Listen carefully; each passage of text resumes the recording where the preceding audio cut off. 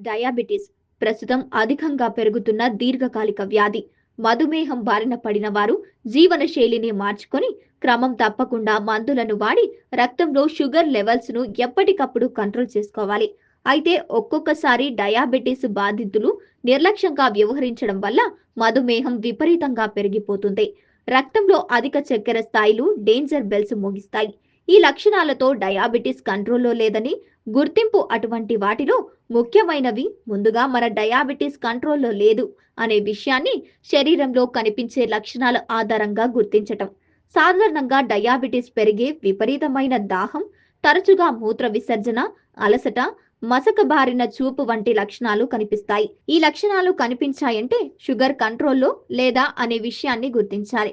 Sugar టెస్ట్తో పాటు ఇలా చేయాలి. ఇటువంటి సమయంలో వెంటనే గ్లూకోజ్ స్థాయిలను, గ్లూకోమీటర్లను టెస్ట్ చేసుకుని రక్తంలో షుగర్ లెవెల్స్ ఏ విధంగా ఉంటాయో పరిశీలించాలి.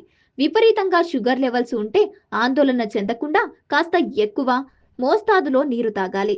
దీనివల్ల శరీరంలో అదనంగా ఉన్న చక్కెర మూత్రం ద్వారా బయటపడటం జరుగుతుంది.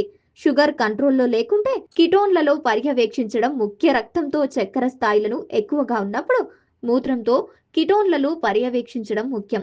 అధిక కిటోను స్థాయిలో డయాబెటిస్ కిటోయాసిడోసిస్ అనే తీవ్రమైన పరిస్థితి డేంజర్ బెల్స్ ను మోగిస్తోంది.